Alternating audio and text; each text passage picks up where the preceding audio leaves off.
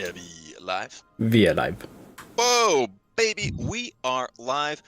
What's up, you geniuses, miners, gamers, dice slingers, wizards, and dwarves, and welcome to the GSG Friday dev stream. You are back rocking with 2 of the 4 original GSG bad boys. That's going to be myself, Aaron, as well as GSG Jakob. And today you may notice that we are not playing Deep Rock Galactic, but we are in fact playing SpellRogue. We are playing SpellRogue today, folks, which is fresh out this week in early access on Steam. It is developed by Guidelight Games and published by here Ghost Ship Publishing.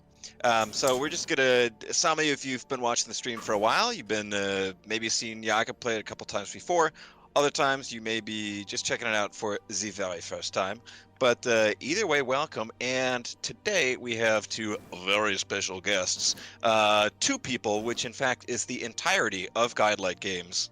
Am I right? Or is there a third? There's maybe a third. All right, well, don't fact check me on that one. Anyway, Tim and Torbjorn, welcome to the stream.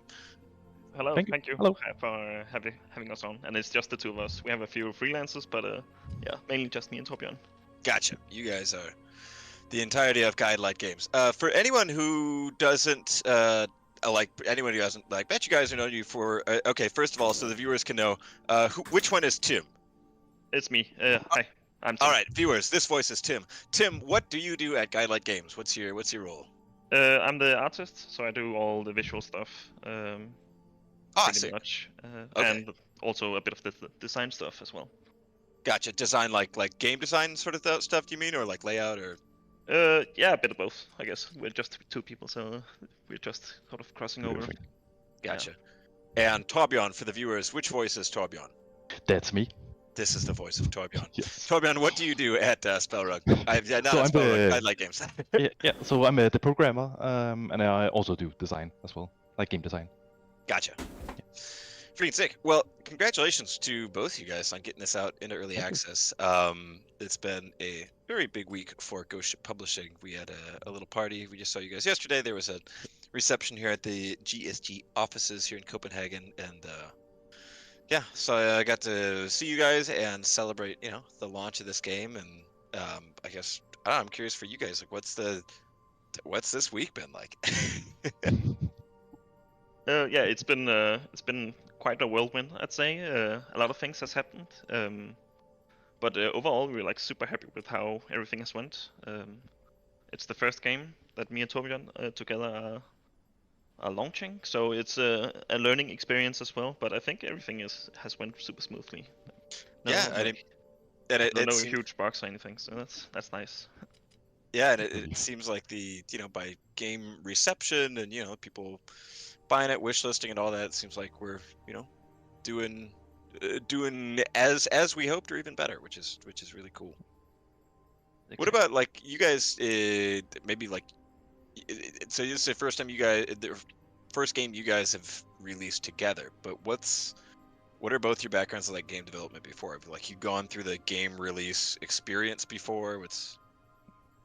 Yeah, I think we both have worked in several different companies, having been a part of publishing games. I don't know if I've been through 8-9 different companies through my my career, the game industry. I think Tim it's a bit fewer, but you stayed along for longer. Stayed longer in smaller companies as well before, so. I have, I think, one actual launch under my belt as well before this. Okay, cool. But as an employee, so it's quite different when it's your own sort of like your own baby in a way. Yeah, I bet. It's like it's obviously you always have a stake in it when it's like you work at the place, but when it's like this is more your game than anyone else's and than anything else. I can imagine it's also like something completely different. How did you guys link up? Like, how did Guidelight Games get started? So we both worked at a company 3.5 years ago now, where we just clicked really well together. We just like the roles of having a programmer and an artist just work together on a task just turned out really well. And we just figured out we clicked really well, and we had the same interest in games, and we just worked well together. So sweet man.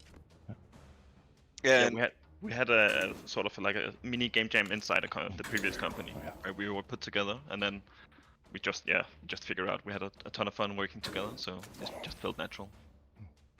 Where'd the idea like for SpellRogue, like how did that, one thing of you guys linking up, how did you guys figure out like, all right, the game we're making is going to be SpellRogue, or what would become SpellRogue? Yeah, so we both really enjoy board games, and so obviously Dice is sort of a part of that. But like 3 years ago, there was like barely any Dice games out there, well, not too many at least. So that was like the main thing that we wanted to like work with and like see what we could do. And actually, the game started quite differently. That was like it was still wizards and stuff like that, but we had like multiple wizards and things like that. But over time, we sort of just like put out updates onto like our Discord, and people just gave feedback. And over time, the game just evolved into what it is today. Sweet, man. I've got seeing already just wanted just a few questions first in YouTube. One from Mandy. Hello, Mandy. Mandy says, so it's Jacob playing the game. Will Aaron give SpellRogue does an interview? Yeah. So if you see somebody making a stupid play, that's not my fault. That's Jakob's fault. So get mad at Jakob. And yeah, we're just for anyone who's just joining us, first of all, welcome. Second of all, yeah, we're just this week doing a little spotlight on both Deep Rock Galactic Survivor, which we had yesterday, and then today is SpellRogue's Time to Shine, because both games launched in early access this week. So we just figured we'd have both game companies send their best men over to our chat, and just well, talk some shit, learn a little bit about the game, figure out what's going on, and generally hang out like we do every single week. And another chat over here, Bold Octopus in YouTube says, have any members of Guidelight Games played DRG? I guess that's a question for Guidelight Games. Yeah, I played a bunch. It's been a while, but I think I have like, I'll just check now. I think it's 100 hours in the Deep Rock Galactic, the original. All right. 91 hours. So I know roughly what it's about. You've done your share of dives, you can see. Yeah, exactly. This guy knows his way around the mines. What class do you mean? The heavy guy with the minigun thing. Yeah. Let's hear. This is another chat over in Twitch. Somebody says, is JRKey92, is this game set in the DRG universe, or is this its entirely separate thing? I can answer that one. This is entirely separate. I think one thing that, we talked about this yesterday also, like something that we run into a lot is sort of people like not fully understanding that that SpellRogue and Deep Rock Galactic Survivor are not developed by Ghost Ship Games. These are separate game companies doing this. Ghost Ship Games is simply publishing them. So this Deep Rock Galactic Survivor is very obviously part of the Deep Rock universe. Experienced detectives and powerful minds may have deduced that even from the title of the game. But SpellRogue is its own thing. Yeah, exactly. But we might need, maybe we'll add like a dwarf or something to SpellRogue. Who knows? I have noticed at least two little Deep Rock references in it. Yeah, there's a few artifacts that might reference. Yeah, I saw there's a Bosco. Is it Bosco's die? Bosco is a single dice. Bosco's Bell, I think it's called. Yeah, Bosco's Bell, and then it was Carl's Light or Carl's Blessing or something like that, right? Yeah, exactly. Gotcha. Carl's Memory, maybe. I forget. Oh yeah, something like that. When you guys were like building up the lore universe of this, where did you like draw inspiration from? Like, or I guess maybe to ask differently, like when in what we're looking at here with these characters and sort of the worlds and stuff, for you guys, like in your own heads, is there like an interconnecting narrative or sort of canon connecting all this, or is it more just like, this would be cool type of thing? I think a bit of both. Like we didn't definitely, as we mentioned, like the game was about you having multiple wizards, and like the whole lore of the game at that point was about like stopping bank robberies and stuff. It was a very, very different Wait, what? game. Like way back. way back, like the very first. You were wizards preventing bank robberies. Yeah, exactly. You were just like defending your town and had to make them. But yeah, like the gameplay was still like kind of. There was a lot of similarities to back then, but it was just who you were fighting. But I think during the development, we kind of like leaned into some more like dark fantasy elements, and just we like those enemies were just like a bit more scary and yeah, a bit more grotesque, sort of similar to the one that's on screen right now. Yeah, some of the character design of this is really gnarly. Like I think the Deadwoods creatures are my favorite of the I don't know, a fungus, like fungus and skeletal based stuff, I think are my personal favorites. Super cool stuff. I think this one, the green one here, is it reminds me of like a thing for The Witcher 3 that just into the forest, super scary thing. Yeah. It's like a abomination of like different corpses, sort of Yeah. pulled together or something. Super quick question from Ignacio Tirabashi in YouTube. Says, hello guys, just got here, but I have a question. Are there plans to release this game on Mac? Not right now, but we are looking at there's something called GeForce Cloud, I believe, which might allow Mac users to play their Steam games. Ooh, okay. That'd be so cool. That should hopefully be enabled. Pretty 'Cause soon, hopefully. Performance-wise, this should be able to like run pretty well on a Mac, right? Yeah. It is like we would love to do it. It is just like we have a lot of other tasks. I'm working on a Mac myself, so I would love to just like be able to play the game on Steam on my machine. But it's just the extra work and supporting it. And right now we have some graphical issues on Macs, which is like there's no easy way to just get to a Mac version. We will need it's gonna take a bit of work. And of course, there's just maintenance after that as well. So maybe at some point, but it's not in our plan anytime soon. Yeah. But we'd rather like use the GeForce. GeForce. There's two questions from. There were two I wanted to see in Twitch before they escaped from me. One was Blood Hunter says, I have no idea what's going on, but looks interesting. Ooh, good start. What's going on right now, Blood Hunter, is we are doing a little spotlight. We've got our friends Tim and Charbion over here from Guidelight Games. They just launched. What you're watching right now is SpellRogue, a dice slinging, deck building, turn-based combat game that just launched this week. Was it Monday or Tuesday? Monday. Just launched in early access on Monday, so just fresh out.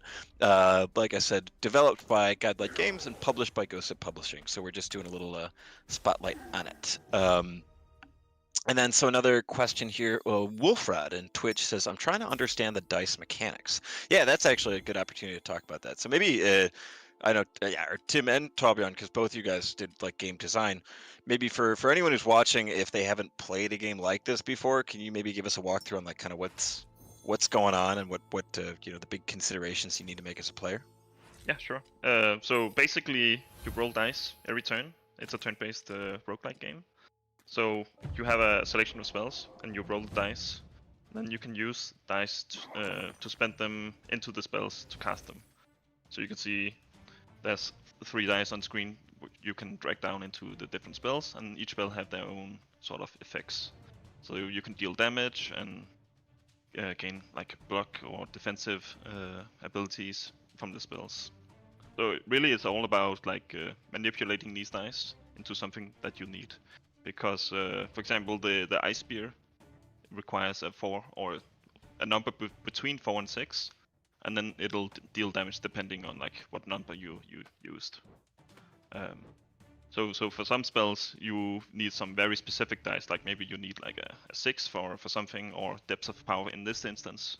The middle card needs a 1, so you could go re-roll one of the dice to try to get a 1 just to cast that spell early, because it gives power.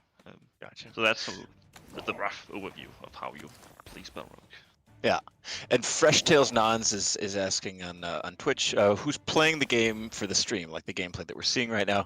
Fresh Tails, that is Jakob from Ghost Ship playing right now, and he's not talking very much because he's having a really hard time counting up to 6 so often with the dice, so that's why he's a little quiet. But it is Jakob over there. I was saying like for you with the dice rolling like gameplay mechanics thing, and also explaining this to people who like haven't played a game like this before. Like I was one of those people. Like I've never played a game anything like this before. No Dicey Dungeons, no Slay the Spire. Like the last time I think I played like a turn-based. My closest frame of reference, I don't know if it's the deep cut for anyone out there, but for Adventure Quest, the Flash-based, like the Flash turn-based game. Did you guys ever play that? No. I'm not saying this is like this. This is just for like how far out my frame of reference is. It was like God, that was probably like 2006, and like now in retrospect, like a completely busted game. Anyway, what I'm saying is this is like these are games that I'm not familiar with, and I remember like first seeing this was like interesting, but I went into this thinking like I don't know if this type of game is for me, and I played it for like a half an hour, and then that first week I put like 30 hours into it. It was just like fucking suck. Like that was and this you can ask my girlfriend how bad I was at responding to texts 2 weeks ago. I was just like sacrificing those, like, you know what, I'm like, I don't have to go to bed right now. I'm gonna play SpellRogue. Like, I think I was I was really like shocked by how quickly this game, like, you know, captured my attention like this. But it's really, like, do you guys hear that a lot about the, you know, people being like, oh, I didn't think this was my type of game, but like I'm really into it. It is very niche, I think. But one thing we do like continue to hear is that that once people get into it, it's typically people like say it's a really good game. I think our Steam reviews as well sort of indicates that it's actually a really good game. And it's, as a Danish person, it's not normally something that you're saying yourself. You usually let other people say that, but I think we can be very proud of how good the game is. I would say you guys can be too. Yeah, I mean, again, all of us on this stream are biased sources, but I will be as well say that this is a really fucking good game. And for anyone who is not Danish or doesn't know the context here, for a Danish person to acknowledge that something they themselves have done as good requires a Herculean strength. But you guys are right. This is super fucking, like, it's a really, really cool game. I'm curious, actually, in in the Twitch chat or YouTube, if anyone's played SpellRogue either during Next Fest, or if they have the game already, pop a 1 in the chat. I'm just curious to see if there's anyone out there that's already playing SpellRogue. While we wait for that, Bold Octopus in YouTube asks a DRG related question. They say, how did you come up with the name February Maintenance Update? That's a great question, and I think something that took so much creative skill that it actually put me in a coma for a few months after I had to come up with that. But it took a month of creative work, and then when February rolled around, it struck me. All right, moving on. Okay, we've got a few people here in the chat who've tried SpellRogue or played it before, but I mean, I think it's also what's cool, like, for for what you were saying about getting like starting to understand like the mechanics of this game. I think I was also surprised for like how quickly I got into the groove of it. For something where, like, I guess to take a super easy example of, like, just if you play a lot of shooters, you play a new one and you don't have to think too hard about how to play it because you know it. And this is a game where I had like no frame of reference for how the mechanics work, and it was just cool to me that it didn't get the feeling of, like, when you play a new board game and you've had like 3 beers and your friend's like, I need 20 minutes to explain a board game to you. Like, I was worried about that, and I was just like, it was just immediately like, all right, cool, I get it. It's super cool. Good to hear. I'm usually the guy trying to explain a board game in my friend group. Well, maybe it's so many experiences of explaining board games to friends and knowing what that takes that you made it so this game is a really accessible, like, learning curve for it. Yeah, maybe it helps. Just to it's definitely been something it's something we've definitely focused on quite a bit. Just making things easier to understand, because during development there's been a lot of things that we had to change, which was just too complicated. And that's also like the whole unlock system. We try to use it in a way so all the like very complex things comes like later in the game. So you start out as Lapis, the water wizard, and then rerolling dice. Yeah, exactly.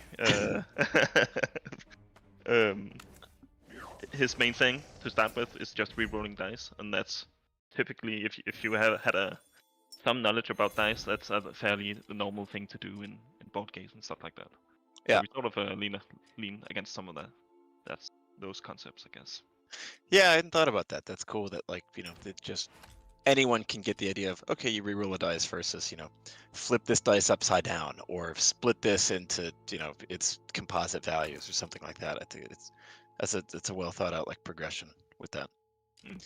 Maybe this is, I don't know, it was maybe more of a question for Tim, but Tim is like the artist here. Like, what are for the 3 characters, like, what was your sort of inspiration for what kind of vibe they should have, or the design behind them? Actually, it was a collaboration together with Ship. We had some different characters, or we had a single character that was just like reskinned for each element early on, and it just wasn't really working or clicking. It didn't really fit like the style for the rest of the game. So once we signed the publishing agreement, We had like a bit of a powwow with Ghost Ship, and you guys gave us some concept art and some ideas, and we sort of collaborated on like how it should look, and then I just like went in and made the characters. Gotcha. How are you thinking about in the future, like for looking ahead to development? I guess because one of my thoughts was like we've got earth, water, and fire. Have you thought about like other elemental wizards, or is that on the roadmap? And the roadmap, that's definitely an air wizard. That's something we've been wanting to do for a long time. Super cool. So at least the fourth element, and then maybe later on we might consider something else. But that's at least the only certain thing. Cool. It's gonna be an air wizard. We had one guy suggesting we should have a wizard that was all about love, and that's that element. So maybe that's like for later down the line. Please do the love wizard. Just Saint Valentine or something. That'd be awesome. A quick question from YouTube. Lolbit for Life asks, "What's that glacial effect that gets applied to some of your spells?" So that's that's- your. Go ahead. Sure, it's the artifacts. Exactly. The things you have on the top of the screen. That's different items that apply a passive effect or trigger effect at some point in your turn. So what this does, in each turn, it applies this glacial effect, which means that it gains extra block. That spell gains extra block. So if you use the spell right away, you will get 4 block. But only if you use it as the first spell. So if you use it now, you will also get the 4 block. Otherwise, it would just disappear. Yeah, so it's basically just one of the ways that we try to make sure that each turn feels fresh, because otherwise you might get into like a certain locked way of like playing spells in a specific order. And this is just like one of the ways that we try to like pull you out of that and like think on your feet. That's I hadn't thought about that before, but that's a really good like point for I've now what I think probably have like 35 hours in the game, and like it's for even when you go through and you do a ton of battles and you have the same deck, it never feels exactly like, all right, well, time to do the exact same thing and just hope that this is strong enough to win. Like there is always sort of there's a nice phase of feeling like there's a mental challenge of, all right, I gotta calculate this, make sure I hit this correctly, but it's also like it doesn't feel like all right, I'm doing an IQ test, like I have to do some crazy amount of thinking in order to get this to work.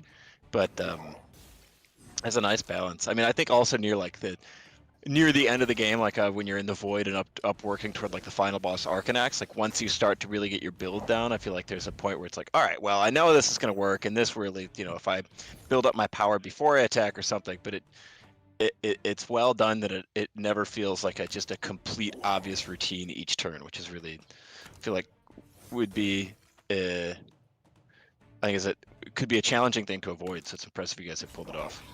That's good to hear. I mean, it is always a challenge to make sure that different builds seems interesting, and it's definitely something that we'll continue to like focus on, because the lifeblood of the game really is the interesting choices that you make as you play, of course.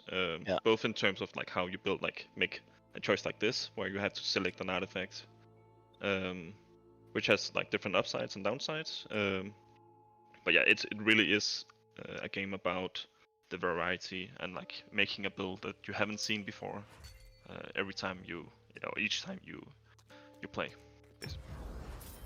I think also what was maybe something that I sort of like only dawned on me once I started doing a bunch of runs with like unlocking characters and starting to understand like how I'm trying to think of how to explain it to like an uninitiated viewer, but okay, so maybe to the viewers, like the 3 wizards all have sort of can build up different effects. Like Lapis, this water wizard that Jacob's playing as, can like build up stacks of poison, and so you can build up, say you have some attacks, so like Jakob has this one where it applies 3 poison, and that will say, all right, this character's now got 3 stacks of poison. When the turn ends, it deals them 3 damage and then goes down 1, which like I think when I first started playing, I was like, all right, well, 3 damage doesn't really seem that much. I'm going to ignore it. But once I started understanding the mechanics of it, it's like, oh shit, okay, if I do this enough, I could build up like 15 stacks, 20 stacks of poison. So they're taking that automatically at every turn, which then becomes really, really good because it's just like this passive damage over time thing that you're doing that can really, really quickly become strong. And I think that's something that took me like a few runs to sort of start to understand. But I think also like something that was, only once I started getting maybe more familiar with the game was, I think really impressive to me was how many variations in like enemy types there are, and that every battle doesn't feel like you can't take every battle the same way. Like as an example, I mean, there's like this one where Jakob's against 3 enemies at a time. Like if you don't have spells that apply damage to all targets on the board, you can be in trouble there. Like those make these way, way harder. Alternatively, like there is the pilot, there's like those void creatures where they can do a shield that reflects damage back at you. Mm-hmm. And sometimes like I would have a build where I could do crazy damage, but it would just apply it to the first target, so I couldn't like redirect it. And so even though I had just like breezed through the entire run, I got to this enemy that because they had a reflecting shield and I couldn't choose where to put my damage, I would end up just destroying myself because I couldn't, like I had no choice but to just apply a shit ton of damage right ahead of me. But I think it's just really, really impressive how you guys have like managed to make there's so much variation in that. I think it's really cool. I mean, like we try to design each character or like each enemy with like some sort of like strength and weakness. And as you Some mentioned, sort of a counter as well, right? yeah, exactly. So you can't just rely on like a single strategy necessarily. And part of the game is also just about like knowing what the enemies are like capable of doing, and like have a rough idea of like yeah, for instance, there's another one that's called the Jinn, who is an elite in the desert area, which we are in right now. But he basically splits himself, and one of the split versions of him is an illusion. So if you only have like one single giant attack, you basically have to roll the dice and hope you hit the right one. I really hate that guy. Good job. Yeah, make sure you have like a small attack just to check which one is the Yeah, the just right one. to poke him. Yeah, exactly. But yeah, but to have the right tools, he's very easy. He can be like very manageable. Yeah, yeah. Having like if you playing as what's her name, the sorceress, not Gaia, Hazel, right? It's like I should know I narrated the fucking trailer. But like having Hazel and like if you for the Jinn, for example, like if you have the thorns where you apply if you apply damage on receiving an attack, if you have that and then like any attack that can apply, like hit multiple enemies at once, like that fight is nothing. But I think it's also pretty cool how the variation of the same enemy for different characters, even in strong builds that are just equipped and like specced out in different ways, can suddenly become like super challenging. And then there's also the risk of like, all right, maybe I like that it sort of incentivizes you to, like, no pun intended, roll the dice and just be like, well, I'm gonna really put all my eggs in one basket and make this build and just hope that I don't run into this enemy, because if I don't run into him, I'm gonna cruise through this. But if I do, I'm fucked, which I think is super cool. Javier Cepeda in the YouTube asks, will there be a SpellRogue board game? Oh, I mean, You never know. it would seem obvious, but let's see. It sort of depends on a lot of things. Right now we are quite busy just with the game and like getting all the feedback people are leaving us, and just making sure everything is perfect. Who knows? Maybe down the line. When I was like showing this game to my brother for the first time, my brother plays a shit ton of Magic the Gathering. Do you guys play Magic? Sure. Yeah. Okay, yeah, because he saw a lot of Magic the Gathering heritage there. Yeah. And this is me asking blind because I don't play Magic a lot myself, so I don't like exactly know. But like, can you, if anyone out there in the chat, I assume that there's a lot of people out there who are Magic fans. What sort of like inspiration or like heritage did Magic the Gathering have in this? But I think like the thing about Magic the Gathering is just that like so many other games nowadays has already taken a lot of inspiration from Magic the Gathering. So one of our main inspirations has been Slay the Spire and game like Monster Terrain, Book, games like that, and they all have taken a lot from Magic the Gathering. already. So like for instance, just the whole thing of having the keywords. So with these spells, you can see the screen with Fury and Block and a Hailstorm. I think those like very short, descriptive keywords that's something that Magic the Gathering does really well. That's something that we try to really lean into as well. That like everything has a keyword. Yeah, that's true. That makes it really readable. I hadn't thought about that. Yeah. Exactly.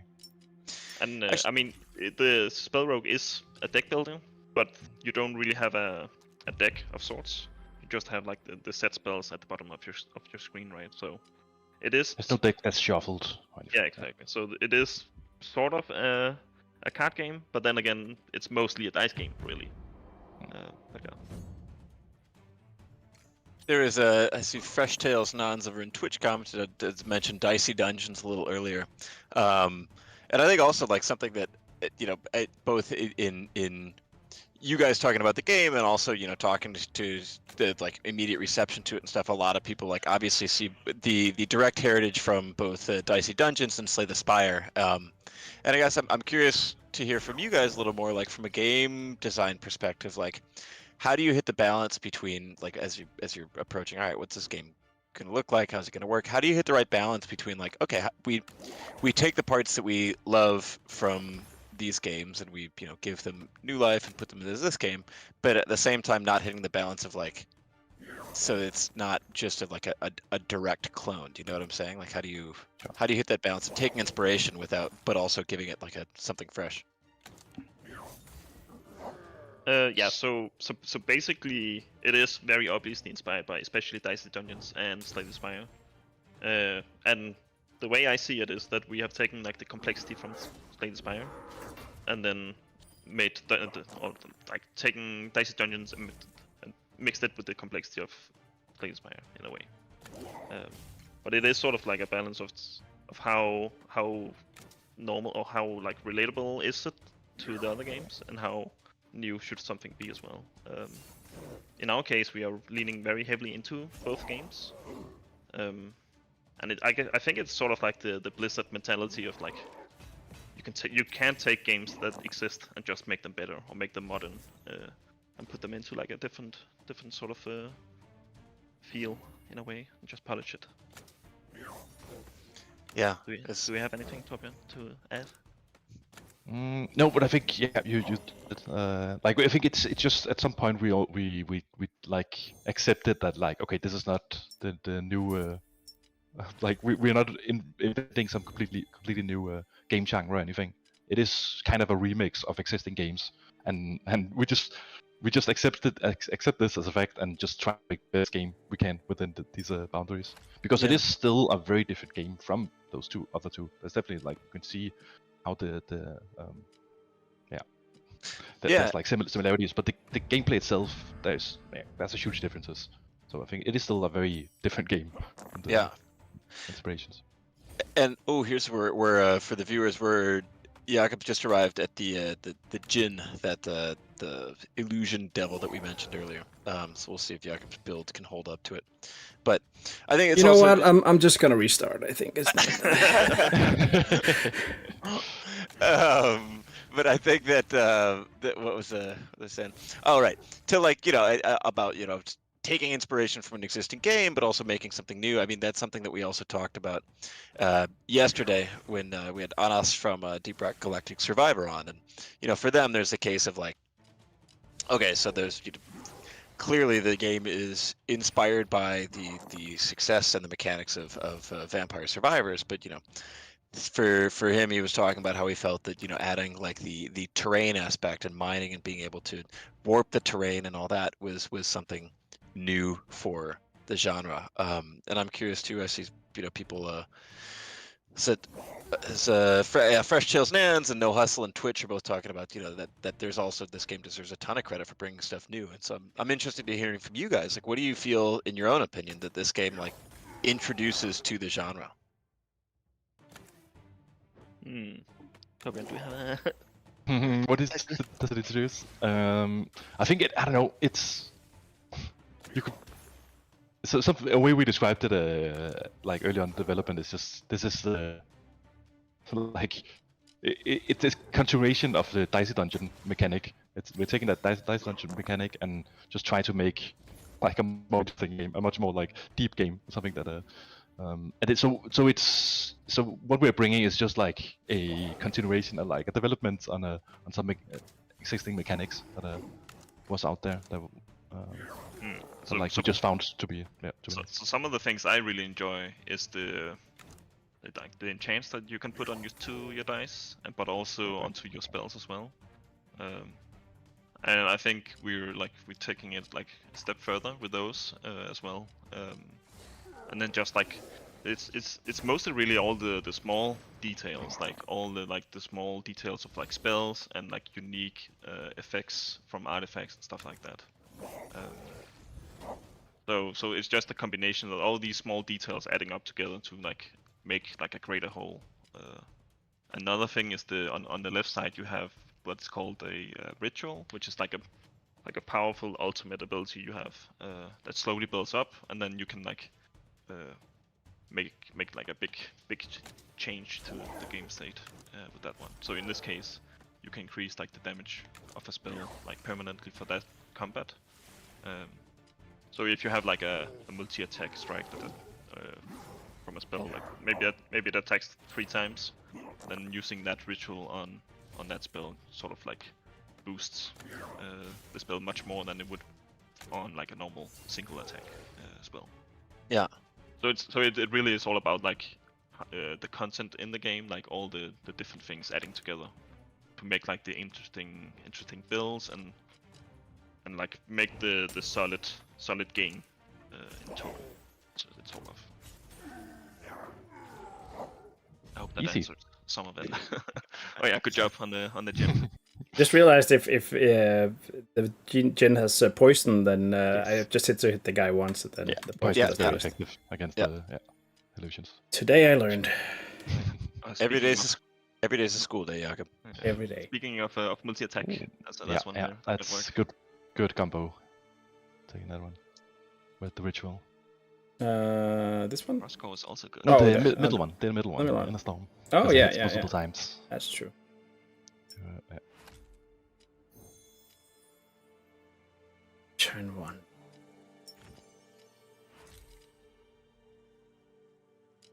I gotta find a room for this one. Maybe instead of the ice beer, it's Yeah. you don't use that too much.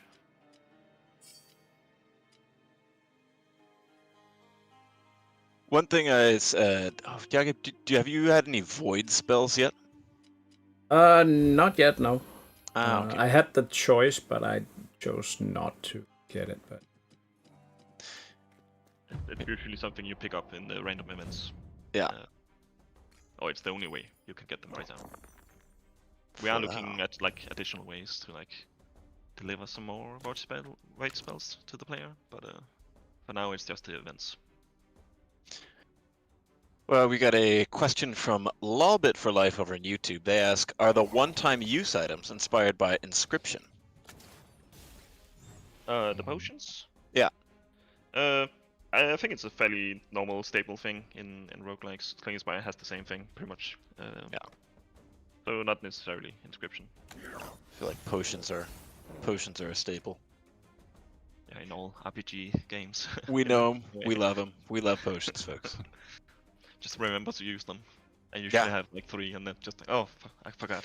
Yeah, that is my constant problem in this. Is I'll just defeat something and just have to waste a potion because I was like, oh, I gotta save it for the exact right point, and then I'll just never use them. Maybe this is like asking like to pick like a favorite kid, but do you guys have a favorite wizard to play as? I think I still. I don't know. I like the Fire Wizard. He has some. I don't know. It's probably the most underdeveloped, honestly, at this point. There's some issues with with like the dynamics of his spells, but that's just sometimes you can just get into a build that just feels great. It's just like so much fun to play. But I don't know. I think all of them has like some really nice mechanics. So it's not but I think Fire is my favorite. For me, it's like Hazel, I think, right now. She's also like a little on the strong side right now, so Yeah. that might be a part of it. But as Torben said, it switches a lot of the time. Whenever we put in like new stuff, I'm like gravitating towards whatever is new, because we have been developing the game for quite a long time. How long has this game been in development? 3.5 years. Whoa, shit. Yeah. So we have a lot of things in the back end as well that are like disabled that just needs more time to sort of like fix up and all that stuff. So we have a lot of things in coming as well. But yeah, it's just that amount of time you sort of just build up more and more interesting things in the game. Yeah. So yeah. So where did you guys win? I think 3.5 years of development. At what point did you get in contact with Ghost Ship to explore like us publishing? It was the beginning of last year Okay. that we started talking with Søren. Yeah. Where was the game in development at that point? Was it were you still at the Wizard Bank heist protection? Or was it? No, that was way That was way further back. That was like during the first half year, and then we sort of like gravitated out of that. But yeah, so we met with Søren from Ghost Ship, and we were, at the time we were sort of like we talked with some other publishers, and it didn't really quite work out. And we were considering just self-publishing at that point. So we just wanted to talk with Søren and get a mentor kind of a relationship with Søren. Yeah. And we ended up giving him a key to the Steam build, which was like brand new for us at the time. And then that was on a Friday, and then the following Monday, he came back and said like, okay, I played this a ton over the weekend. I forget exactly how much, but it was like He actually mentioned that. I don't know. Yeah, he mentioned at the reception yesterday when you guys were over. I think it was Sean and Mikkel started talking about that. It was like the weekend that they first tried it, both of them put like 20 hours into it over one weekend. Yeah, exactly. We both had that They experience. so they came back and they were like, okay, we have to figure something out, because that was a really good opportunity, both for you guys. You were starting to look at publishing, but also just for us, we were just not ready to do the self-publishing. Yeah. And we needed the more time to get to like a state where it would be a good launch. Which, Yeah. thankfully, we got there. Yeah, I'd say so. I mean, there was a comment earlier. Who was it? Oh, Mosky Bear over in Twitch was saying that this game has like a really remarkable level of polish on it for being early access, which I agree with. Like it feels very slick. Great to hear. Another question from Mosky Bear. They ask, not sure if it's been asked before. They are asking about additional characters in the future. And yeah, Mosky Bear, we'd if you're just tuning in, first of all, welcome. But we'd mentioned earlier about there are plans for a wind-based wizard in the works, allegedly, hopefully. And then also, God, guys, please do the love wizard. Please, please do the wizard of romance. Would be cool. But, let's see. What? I'm not sure that it completely fits the themes and the style of the game, but No, it would be a little. nice. Would be fun. What about like for, as far as we ended up with these 3 starter wizards? Were there any that sort of got cut from development along the way, or other like are they like, it would have been cool, we didn't have time for it, or something like, maybe, but this wouldn't actually be as feasible, type of thing? Like the air wizard were actually something we were developing in early in the process. We were actually developing but we decided to just cut it because we had too many other things. Another thing that we cut during development was a mechanic called morph spells, which is like that a spell has multiple sides to it. So you do something with the spell, and then it flips to the opposite side, and then it has like different effects on the side of the spell. Maybe it has 3 different sides, or I don't know. There's like different things. So once you use it, it goes into like a new phase type of thing, and you have to use that one. Yeah. Maybe if you use all the charges, it changes, or maybe if you use a 1, it changes to the other side, and you have to do something. But it's something that we're like I feel like we will do that at some point. We will do reintroduce that mechanic. We just didn't have the time to like properly polish it and Yeah, and like make it a that's super cool. feasibly well. So, And just in regards to the wizard thing, like a while back, or like quite a while back, we had a different like I think what we called it, but it was basically just a mix of all the wizards. So it was sort of like you could get spells from any wizard, Ah. which was a bit chaotic. But who knows? Maybe we'll bring it back eventually. yeah, That reminds maybe me of just a playing. game mode or something. Sorry. That reminds me of playing as Mokujin in Tekken, the one wooden dummy that would just get a randomized fighting style from Oh, anywhere. right. Sylar in Twitch, Sylar Comadar says we need a blood wizard. I guess like Azar has blood magic, but having like sort of a necromancer type character would be pretty cool. Yeah, maybe. We have also been like talking about like summons and stuff like that. Ooh, It could be potentially a thing, but exactly how that would work, and then it's a bit more like how would the UI work as well for summons. So that's Yeah. like a potential, but who knows? all right. Here's like a fairly like maybe big/vague game development question, but like something, say, take summons for an example. Like when you guys are you know, the two people in charge of designing and balancing this game, when you have something like that, like how does that go from hey, this would be like, yeah, that's a fun idea, to either oh yeah, let's do it, or like this either this isn't a good idea or this wouldn't work, or like how do you decide like whether something like that is feasible and makes sense like that? It's very different because there's some things that you can kind of figure out on paper if we like meet up and discuss it and draw on the whiteboard. Sometimes you can kind of get an idea of like with this work practice. You could do like some paper prototyping. You just sit and I don't know, try to imagine, simulate it somehow. But with other things, you just gotta try it. You really just need to try it in the game and see if it works. So it's something we have a lot of tools and a lot of things in the game that makes it easy for us to quickly try new things, try new mechanics out, new enchants and buffs and stuff.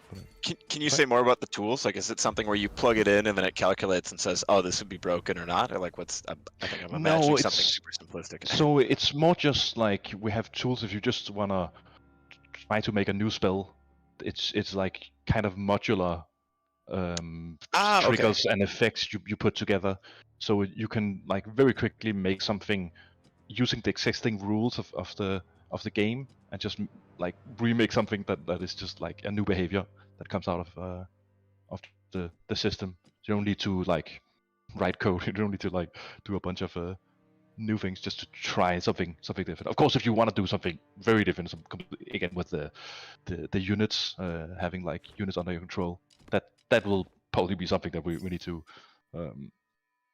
we need to think further up. That we need to like really plan it ahead, because it's going to require a lot of technical changes to the system. In terms of like the design space or like the design stuff, like usually we try to get an overview of like, okay, what's the issues related to whatever we're trying to like to do, and then we come up with designs that sort of address multiple of these issues all at once. So that's one of the sort of design principles we use. So it's all about like getting the overview and like figuring out what kind of design or solution can solve multiple of these issues. Yeah. For instance, like the fire Azar, the center conjurer, right now is a little under-supported in the way to heal himself. He has like some spells that rely on taking damage and that sort of thing. Yeah. So that's one of the things we're looking at right now, just to try to fix with simple solutions. In also just looking at sort of what's ahead for SpellRogue. Have you published a roadmap, or is that in the? Not yet. We published one before early access, but we're still working on the road to full release roadmap. Gotcha. We will publish that soon. So hopefully we can put out like a roadmap soon-ish, in a week's time, hopefully. Yeah. Let's see. Was there for anyone listening and interested? Is there anything that you can reveal now that you're looking at, or maybe what might you expect to be, say, one of the bigger priorities on the roadmap? So the Air Wizard is definitely a for sure thing that we want to work on. But exactly when that's going to happen is, of course, the big question, and why we are currently working on the roadmap. But that's like one of the big milestones for sure. Do you have a name for him yet? Ooh, no, not really. If What anybody about- has a good idea. I was going to suggest Zephyr. Zephyr. Oh, yeah. It's like is it Greek god of wind? Or no, I guess that'd be too bump in the nose. I guess to just directly have a god as the character might be a little OP. Like a gust of wind or something, right? I guess okay. Okay, so not necessarily Greek. It's Zephyrus was the Greek god or personification of the west wind, but Zephyr is just in European tradition, says Wikipedia. A zephyr is either a light wind, like in meteorological terms, Mhm. or a west wind. So that's just a weather term. Okay, that's a pretty good name. Fine. Anyway, just a little one. Yeah, you know, I don't work in marketing for nothing. Is one of your guys' roadmap ideas, please, to incorporate over the 50 trophy ideas that I sent to you guys? Oh yeah, we have a long list of. Like, Of I think stuff. over like 45 of those are me. Okay, cool. It's also just like a week at work where I was just playing SpellRogue, but had the Excel sheet up. I was like, yeah, I got it. I got to think up trophy ideas. This is important. Yeah, it's definitely something we want to expand on as well. It's always fun having like a goal that you're Yeah. working towards. Also, just a quick interjecting here, dude. Jakob, it's looking terrible for you, man. Yeah, I think you have the artifact that Yeah. where I you lose do. HP when you kill somebody. I think it's. But Oh, let's yeah, see. sure. Let's see what happens. Let's see what. Yeah, sure. I mean, anything. Nothing bad's gonna happen if I. Oh, never mind. Ah. Beep, boop, boop, boop, boop, boop, boop. Well, Jakob, you tried, but you didn't have what it takes. I got something out of it, so I mean, it's not You did. I You was got brutal. experience. a great end screen. I like it's the same sepia tone as the GTA screen fades to. You get wasted. Wasted. Well, maybe we should add that on top Yeah, of that. if you guys just enable modding, I guarantee it'll be a week before you get the GTA wasted screen. And then you guys don't have to directly deal with the Rockstar lawsuit. True. Well, good idea. We don't do that ourselves. Yeah. Sure. Why not? A little word of advice from Ghost Publishing.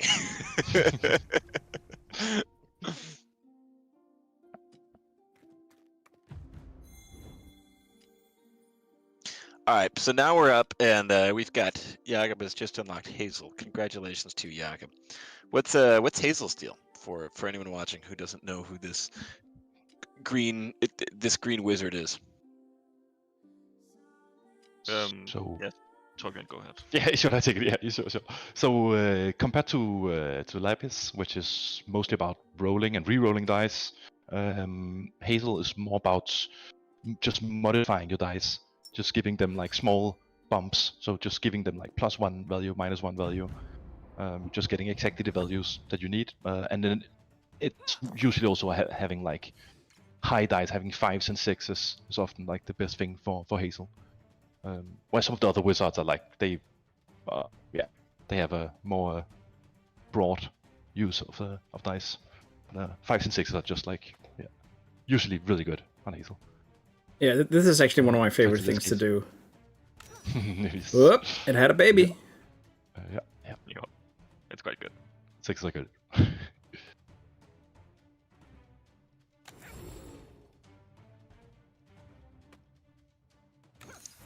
Remember, this guy also. I like it. First of all, this is one of my favorite character designs. This like kind of little tree stump demon. But I also like I remember sort of quickly catching on and starting to play this as like this was one of the guys who you just need to kill him as fast as possible. Otherwise, he gets just so tanky that he just destroys your shit. Mm. Yeah. Yeah, you need to outpace him quite quickly. There's also a variation of him, which is a burning treant instead, and he has instead of 2 grow is the status effect. He has 3 of them, so each turn he gets 3 power, and quite quickly it just goes out of control if you don't like kill him quickly. But yeah.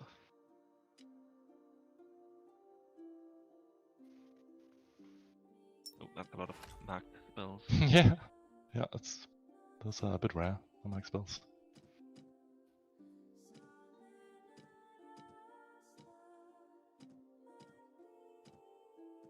So yeah, what path are you taking?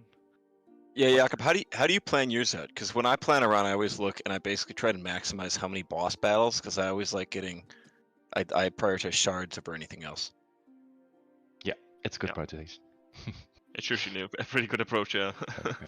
Going for the leads, picking the shots. I usually I think I don't do shops that much, but probably should be better at that. I do. Once I have like 150 coins or more, I feel like I try and hit a shop and then just buy all the artifacts I can. That's a pretty good source of artifacts. Just to like grab a couple of those. Shops can also be a great resource of just getting like the spells that you need if you just like are missing an attack, a good attack, a good defense or something. Yeah. Be a place just like pick up what you need.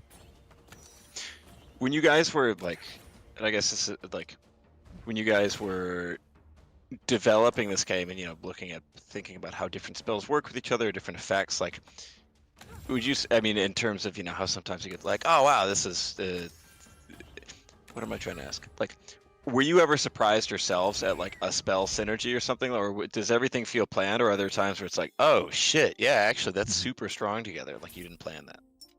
I get surprised all the time. It's like every playthrough, basically. We still Yeah, get yeah. surprised by like something. It's honestly the mix. best part of making roguelikes is that you can get surprised by your own game. Like there's of course the bonus that we are two people, so like over the weekend one of us might make like a couple of new spells, and then when the other person then like playtests, and then suddenly there's a new cool spell, and you can sort of just like you see the spell and you start to like think about all the synergies that you can just off the top of your head, like, right? So I think that's one of the best moments in the development when you get surprised. Yeah, for sure. It's a complicated world. So Yeah. I can't imagine muting a spell like completely.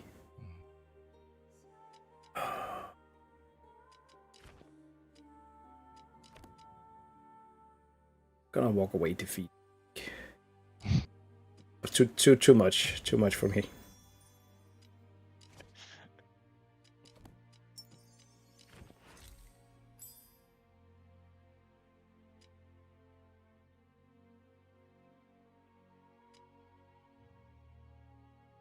Jakob, do you have a favorite class?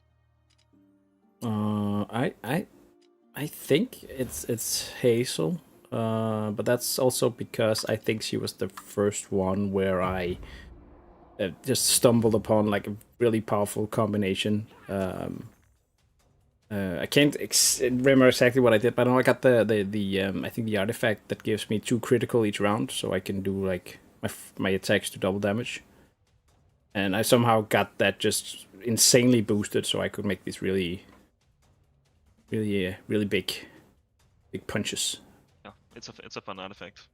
It also reduces like the amount of dice you get by Yeah, it was totally worth it there late game. But yeah, it's a good one. I like that one as well.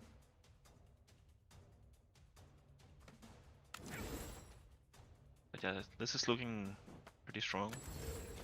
Like you have 4 power just from starting the combat. spring to action as the artifact. That's a good one. Good. Yeah. Got a comment from Tom DM in YouTube who says the character models in SpellRogue are really nice, by the way. There you go, Tim. Oh, Well thanks. It's always lovely to hear. What you guys mentioned, both of you have worked in the games industry for a long time before this. What are like other games you guys have worked on before this? So I worked on a game called Planet Alpha, like a side-scrolling adventure game. It's pretty short. It was the first proper game I worked on. It was quite cool. Torbjørn, do you have I know I worked on some like nobody knows these games. It's kind of like they're so forgotten. But I worked on 2 PlayStation games where you use your phone to control the game instead of like a PlayStation controller. It's called Frantics and Chimparty, both like in the same vein. Oh yeah, I played Frantics. Okay, yeah. Yeah, I think Planet Alpha is lesser known than those titles. So But it might be. Yeah, it's definitely like. it didn't do another- too well. No, exactly. But yeah. And we met at a different company, but it was the company. It's called Hoodly Hood. Oh, you guys Yeah, both were at. Yes, yeah, that's Yeah, where we exactly. met each other. Oh, I didn't know that. But yeah, they're working on Void Crew, which is Yeah. as well. It's really cool. Yeah, Void Crew is also that's another one we've featured on the stream before. Sure. Void Crew is also a really fun one. What did they do before Hootly Hoot? I mean, before Void Crew. What the company did? Yeah, what did Hootly Hoot do before? Or is It's, that, or is it's that the first name. It's the first Oh, name. okay. Yeah. Cool. So you guys both worked on Void Crew? Yes. Yes, Ah, but okay. at the time it was called something else, and it's been in development for a fair amount of time as well. Ah, okay. Cool. So yeah, we worked, or at least I worked on it like, I guess 4 years ago now. Yeah. Maybe. But yeah, and Torbjorn worked a bit longer. Yeah, I stayed on as part time for like Ah, gotcha. almost 2 years.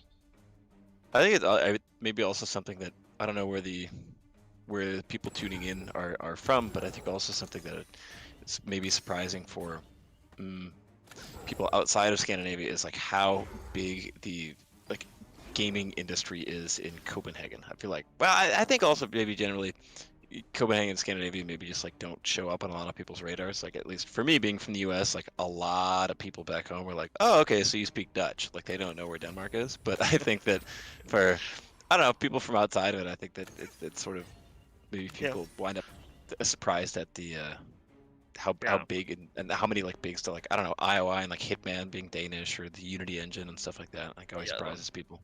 There's a few titles, I guess. Yeah, Hitman is one of them. Deep Rock Galactic, Limbo. Oh, I've heard about Deep Rock. Yeah, exactly. But yeah, I guess we are like, but it is sort of limited as well, right? Because Denmark isn't all that big, and the industry is a decent size in Denmark, but it's not huge as in any regard. At least compared to like our immediate neighbors like Sweden or Germany. Yeah. Is it? Because I always get the impression that like specifically Scandinavia is just. I mean, I think maybe also something before I moved over here, like I didn't realize how like insane Danes are about like Counter-Strike and just like a lot of different gaming is just like such a huge national thing here. My personal theory is just because like for half the year it's so dark that it's just like, well, you may as well just game. Yeah, I think there's something to that. Yeah, for sure. Am I over or underthinking that? It's always just been my explanation for it. I think it's a thing in all of Scandinavia. So yeah, there's probably something about it, some correlation. Yeah.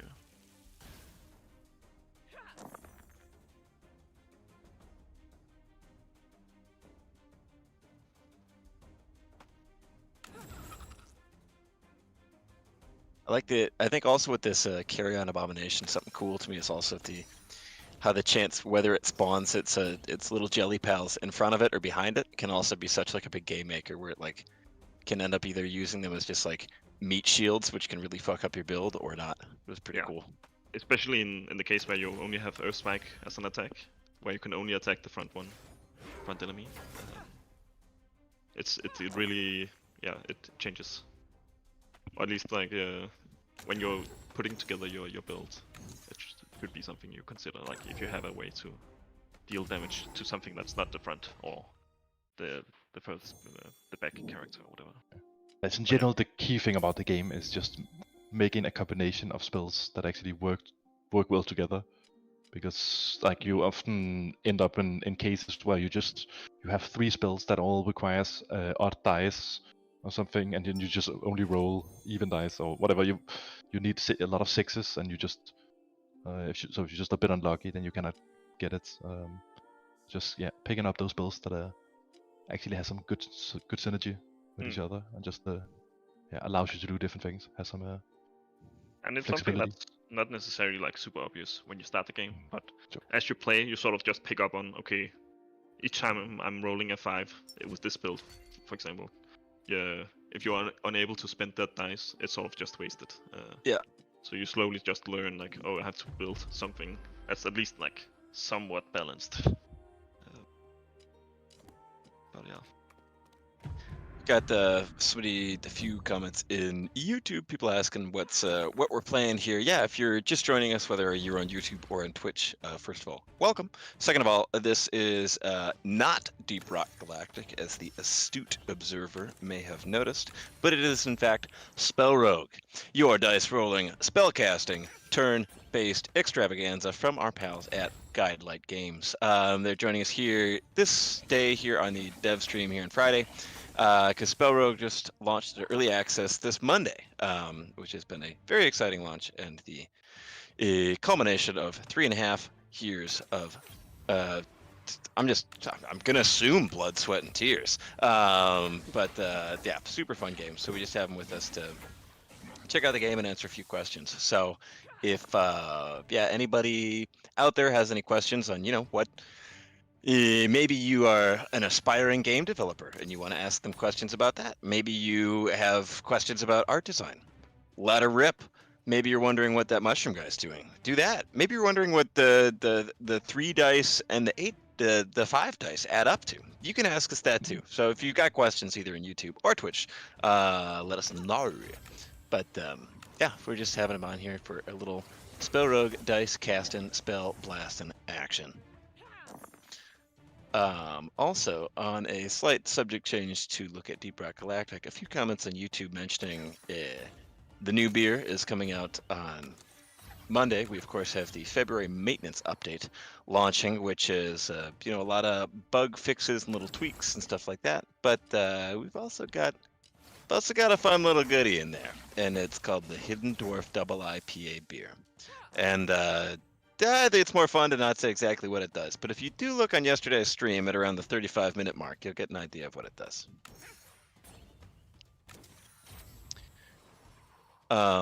There's maybe a question for for you guys at SpellRogue. BP Frosty in YouTube says, did you guys ever consider an open map like for the Ling or co-op? Wait, hold on. BP Frosty, can you clarify who you're asking that to? Because I don't know quite how to interpret that.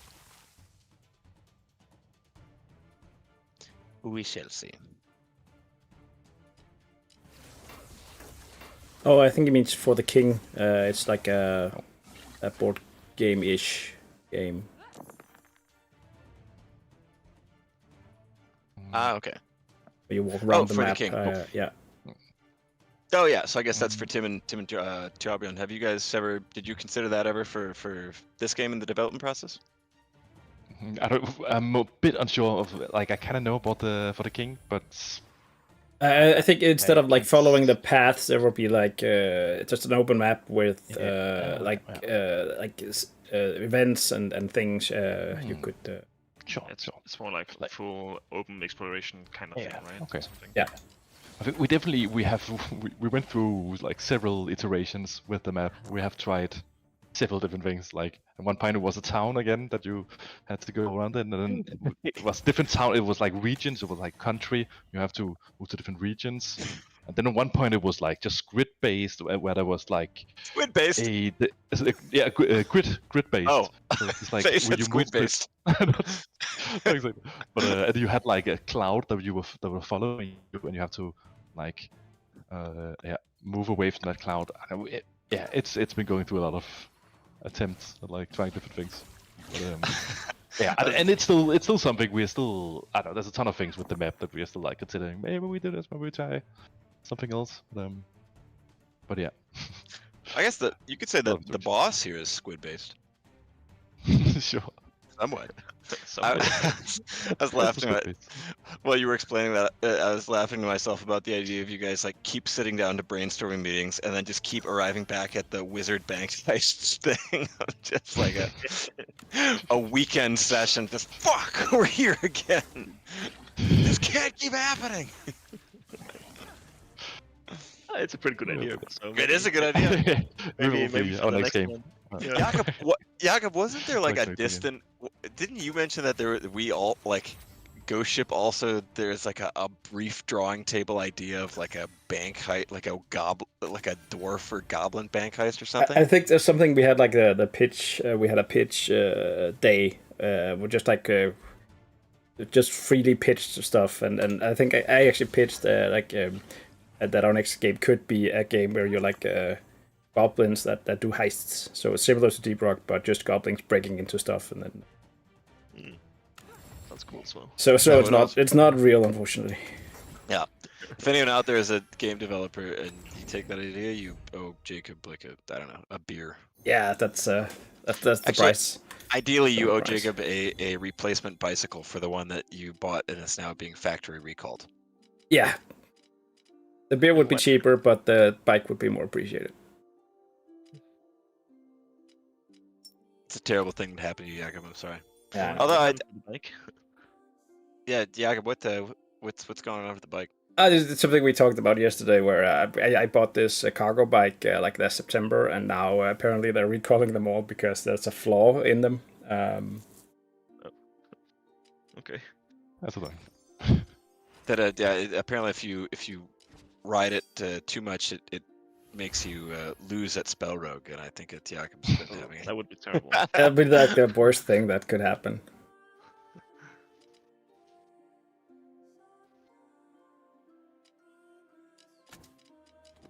Over here.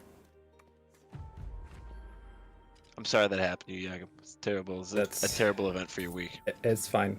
It only hurts when you bring it up. Okay. Do you mean, just to clarify, do you mean when I bring up the fact that you bought an expensive bicycle and now you have to give it back and it doesn't work because you spent a lot of money on it and you really hoped it would work and then it doesn't? Or is it something else that you're referring to? Yeah, exactly that actually. Okay. So in the future, I should make sure to not mention the time that you spent a lot of money on a really expensive bicycle that you really hoped would bring a lot of joy and utility to your life, but it actually doesn't work like you planned it would. Yeah, if you could just not mention that again, that'd be great. Great. Okay. Yeah. Thanks, Thanks for thanks. clarifying, dude. I will. Yeah. Avoid in the future Yeah. mentioning that you spent a lot of money on a Yeah. bicycle that you really hoped would work and really bring a lot of joy into your life, but then it doesn't. And in case I forget that you're not gonna do it again, just remind me. Okay. Yeah. Cool. Hey Siri, set a reminder to not talk to Jakob about the time that he spent a lot of money on a really expensive bicycle that he had really hoped would bring a lot of utility for him and his family, but actually got recalled due to a factory flaw that could put his whole family at risk. So it's actually more of a terrible burden than it was ever a benefit to him. All right, got you, dude. It's a daily reminder, right? Yep. Yeah. Don't worry. It's from now. Super. Yep, no problem. Just gotta look out for my colleagues. Remember your potions, Jacob? Oh right, right. Also, remember the time that you spent a lot of money on How could I forget both of those? Oh, doing this. I should have you guys like watching me play every time I play SpellRogue to like get me through it. Sort of the guys that made the game judging how good you are at it. Could be like a deluxe edition. Like a coaching thing. Or Yeah. A masterclass. We could do like a special, or do that on the dev stream, or just have someone else play Deep Rock and we just roast them. Wow, dude, you didn't pop shield then? Okay. I wouldn't have picked that. That's all right. Oh, okay. You're just gonna leave that nitro just unmined. Cool. We give you a whole flare gun and you think you don't need it? Fine. All right, suit yourself, man. it's starting to look a little rough. Yeah, it's not. It's also because he's hiding these things behind him, and I only go and. Yeah, you don't have to. Dude, That's no, it's starting to look just about as rough as the safety rating of that expensive family bicycle that you bought that actually turns out as. Oh, I almost forgot. Thanks, Aaron.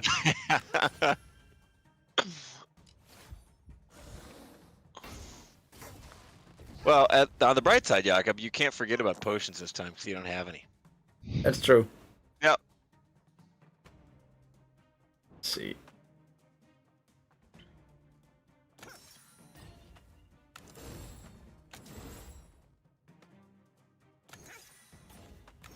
Tim and Torbjorn, is SpellRogue like? Would you say it's a lot like the games you guys grew up playing, or was it more like sort of an interest that came on later in your gaming careers? Again, there's definitely some overlap from the Magic the Gathering, right? There's definitely like that connection to it. But I think mostly this is like newer games that we've been inspired by. Again, a game like Slay the Spire, Dice Dungeons, also like. Torbjorn has how many hours is it in Slay the Spire? Don't say that out public. That's Is it I think I'm embarrassing, at or- like no, not all. I've said it many times, but I think I'm around 1,200 hours at this point. So. Oh, yeah, it's yeah, I'll deep into it, but I'm nearing that amount with Slice and Dice as well, and it's another roguelike that I'm just like way into. Probably not, yeah, no. Definitely several hundred hours spent in that game. That's impressive. Sometimes I just like just find games that I like and I just stick with those. And yeah, Slay the Spire was definitely one of those. I just, What are you guys playing right now? In your own time. I'm playing Helldivers right now. Oh yeah. So yeah. Oh yeah. It's pretty good. Yeah. Dude, it's really fucking good. Me and Jakob and Mark have been playing a lot as well. That's super fucking cool. That's actually the reason why Aaron accidentally called it HellRogue before, right at the beginning. Just have Whoa! Credit where credit's due. That's a joke I thought of this morning. So Yeah, right after you said it accidentally on stream. I'm on to you, Aaron. yeah, well, you know what you're not onto is you're not onto the bicycle that you ride because it's actually a rolling death trap. So I actually could be, but it would probably kill me. yeah, so But haven't you been riding it for like quite a while, or? I have with my kids in it and stuff. So I mean, that is that, of course. well, maybe it's just a matter of showing the bike who's boss. yeah, maybe. You know, it's like when you're like breaking a wild horse, is you just have to sort of show some degree of like confidence around the bicycle, and then it won't try and kill you. Just show us who's the boss. Yeah. Establish dominance. Yeah, just like my granddad used to say, bikes is like horses, he'd say in his final days before he succumbed to dementia. But you know, it's something you can learn from Jakob, and maybe it wouldn't kill you if you did it like that. Big maybe. I guess. In the good news department, I'm happy to share that I was at the dentist for the first time in 3 years earlier this week, and I have no cavities and my teeth look great. So. Oh, nice. Yeah. Congrats on that. Thanks very much, guys. Very proud of that. Just goes to show, Jacob's loss is my gain. I'm glad to be here for you, Aaron.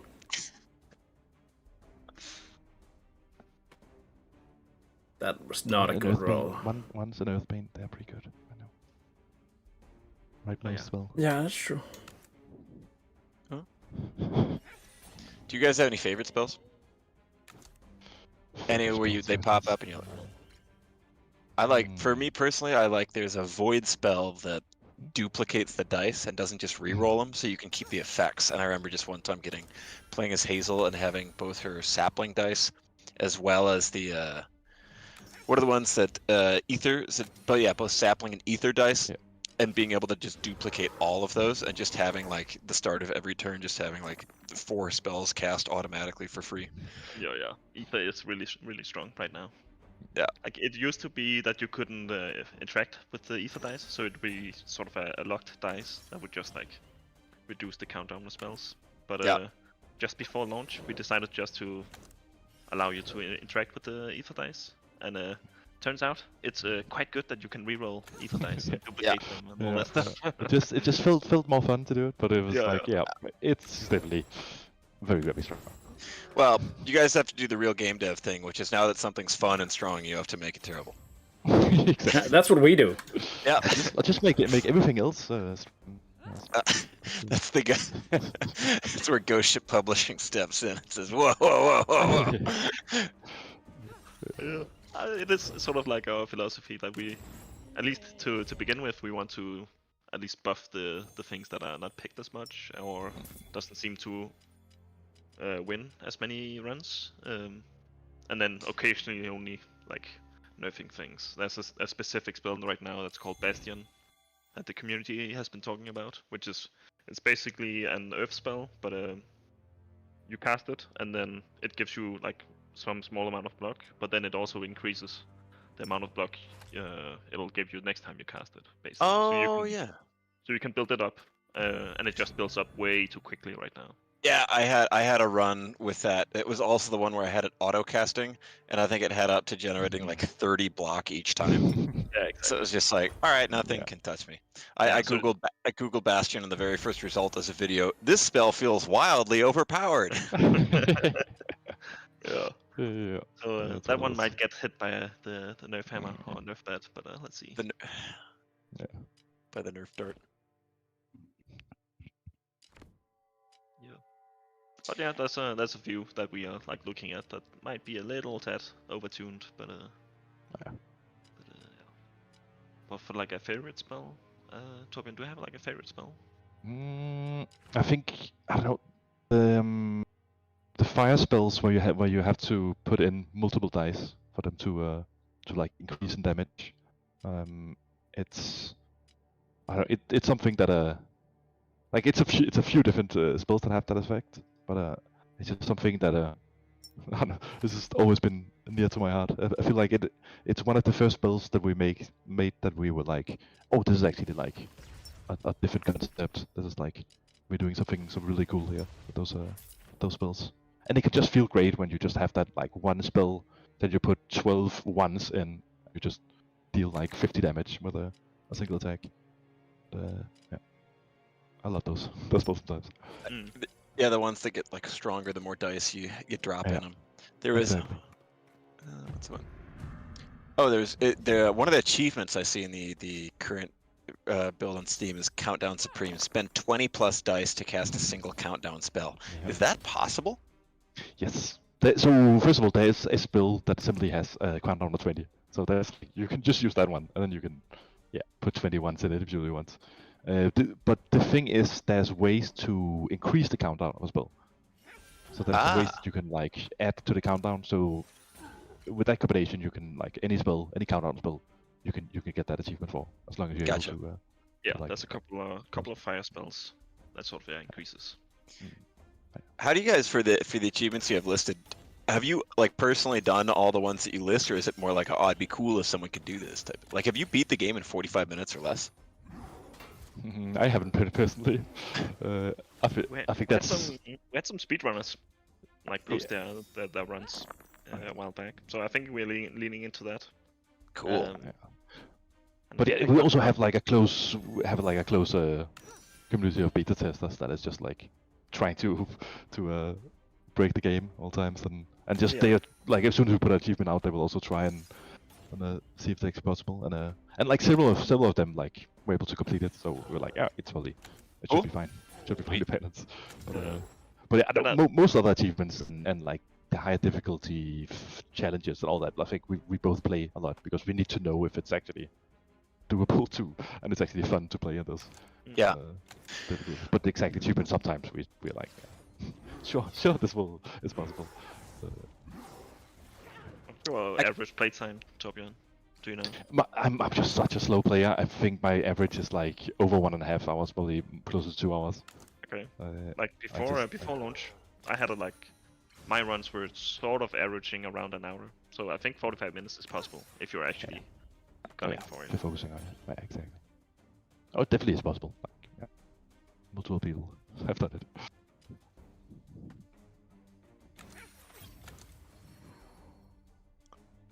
I like the tough fight. Yeah, dude, this one, this is one of the biggest like run killers for me. Sure. I really love the love the eye thing. Yeah, that's just like this one goes insane. I fucking hate the healer, man. I was looking at the stats yesterday, and it's roughly in the same difficulty, or like the amount of times people die to these guys as the bosses from Act 2 and the boss from Act 3 as well. Really?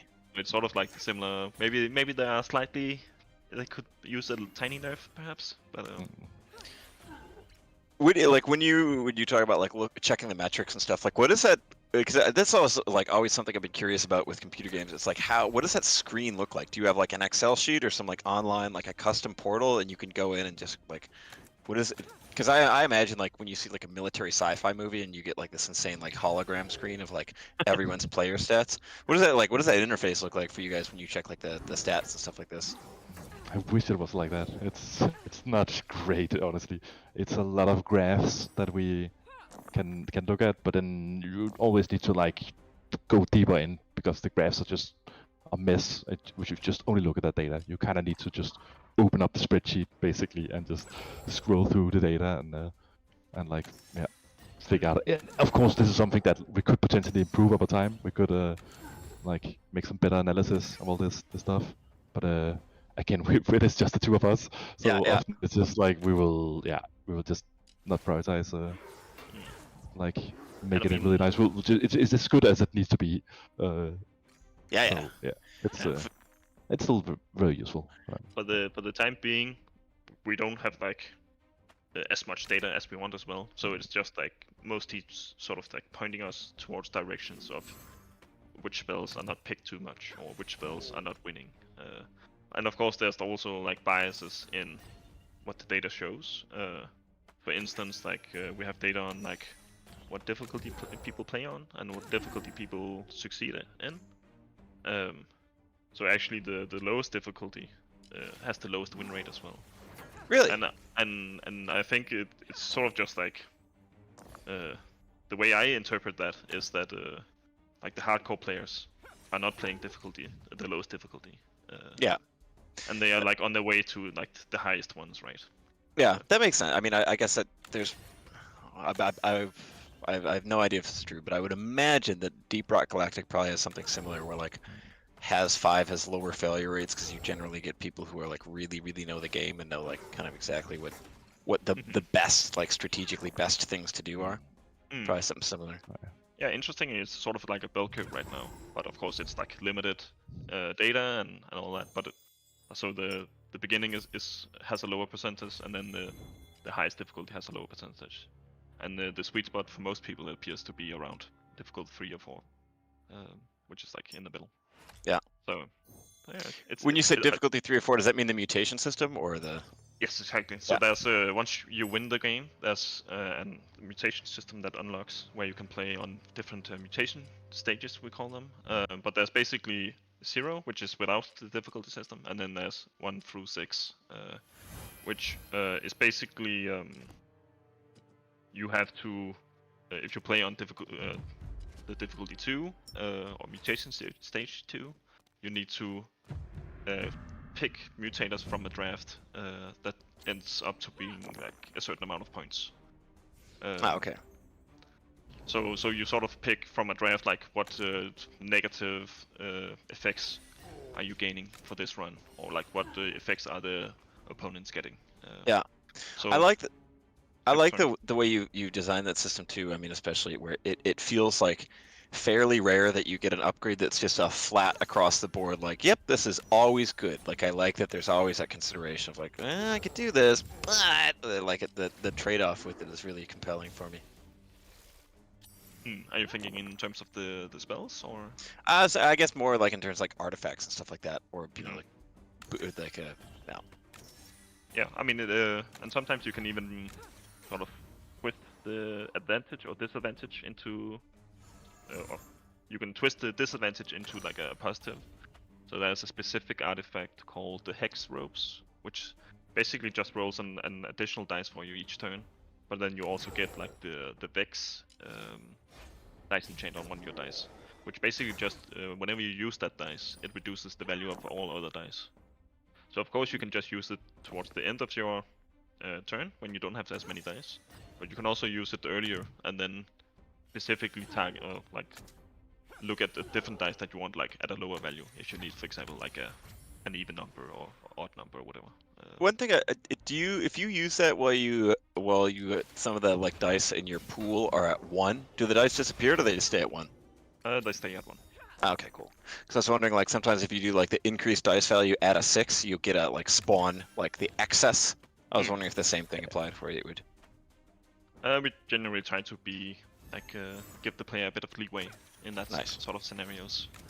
And actually, it's kind of interesting with the whole like +1 value to 6s, which is it's sort of a hidden feature. So if you're playing, it's something that you might discover as you play, but it's not something that we actually describe anywhere in the game. So it's sort of like it's part of like the whole as you play, you'll learn more like details of the game. Yeah. And experiment. And hopefully it's like one of those moments. The first time you try it, you see like in the case of regrowth you have in the lower left, you can see that it can receive any dice, and you might get curious of like, okay, what's gonna happen if I put in a 6? Yeah. And then you get that good feeling or like that good surprise that okay, this is actually a powerful move I can make as well. And like watching streamers play is like particularly fun because you can see they usually have like a camera on them, so you can really see the gears turning in their head once they like discover that kind of thing. Yeah. Yeah, that's it. I noticed one thing, like right now, at least in the build, you guys don't have like a tutorial, do you? Not really. No, Is we have like a pop-up that sort of explains how to play, but it's very light right now. Yeah. Do you guys? I mean, because to be honest, it's like I wouldn't say it's highest priority. I feel like there's a lot of just if you give the game an hour of tinkering around, you'll figure out just about everything you need to know. But have you guys thought about that, or how's that? Is that on It's the definitely in the roadmap? pipeline. It's definitely something. Oh yeah, it's in the roadmap at some point. We will. Yeah. We will make a better tutorial. But The thing yeah, about it is it's- that it takes time, and then let's say in a couple of months we've changed something important or something, and something has changed, and then we have to redo the tutorial. Yeah.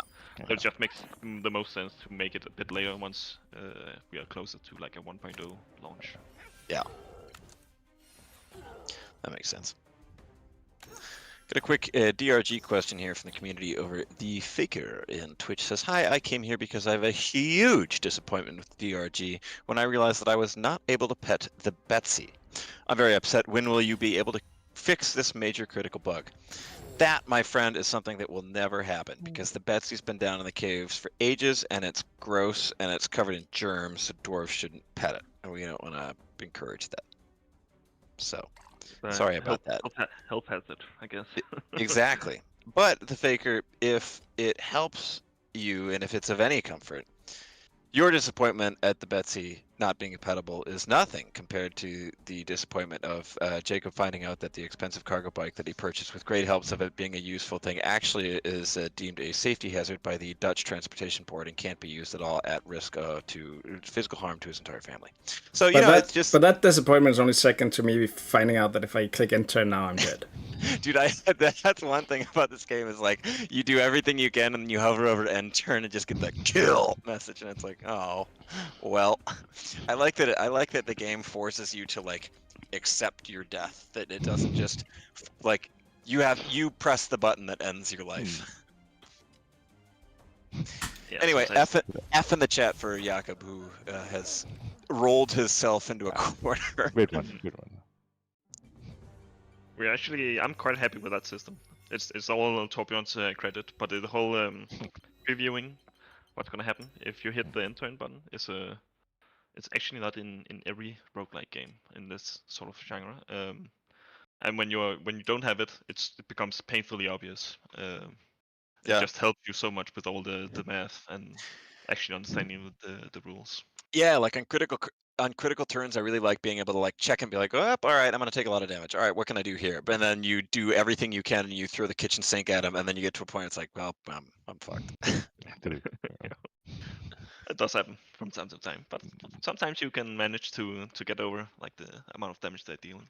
Yeah, and going from kill to like 1 health left is like, well, we'll take it. Just one more turn. Alright. Well, I'm not sure we're going to have time for another run for the time of the stream, so I think we may have to call it there. But just for maybe, Jakob, if you want to start finding somebody that we will raid on our Twitch stream, as we always do. But in the meantime, while Jakob finds somebody for the Twitch stream to go and raid, just a big thanks for everyone tuning in. If you were just tuning in later and wondering, hey, this isn't Deep Rock Galactic, you're right. This is SpellRogue, which is developed by our friends Guidelight Games. We've had Tim and Torbjorn here to answer a few questions, tell us about what the game's all about. If you like what you're seeing and you don't yet have SpellRogue, check it out. It's on Steam right now for reasonable prices, great value for money, great dice rolling, spell casting, wizard blasting action.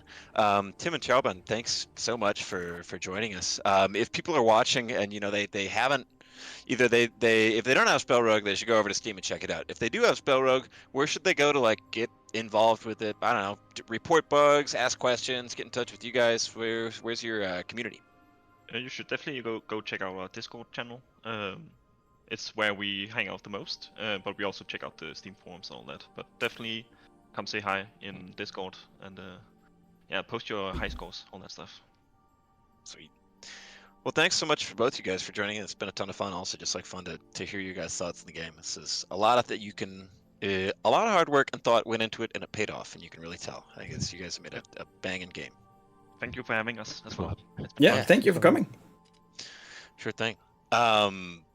So yeah, we're gonna pop in. We're closing the stream down for today. If you're watching us on Twitch, we are jumping in to a raid in a quick second. So hop in there, holler rock and stone. And to everyone watching, if you, as I imagine many might be, are Deep Rock fans, stay tuned on Monday. The February maintenance update is dropping with plenty of bug fixes, patches, fun stuff, and a special beer that does something very cool.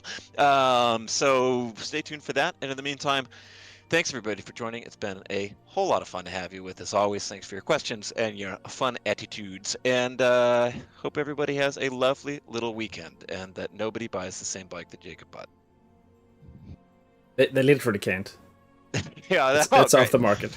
Don't worry. Well, that's that one taken care of. I took a bullet.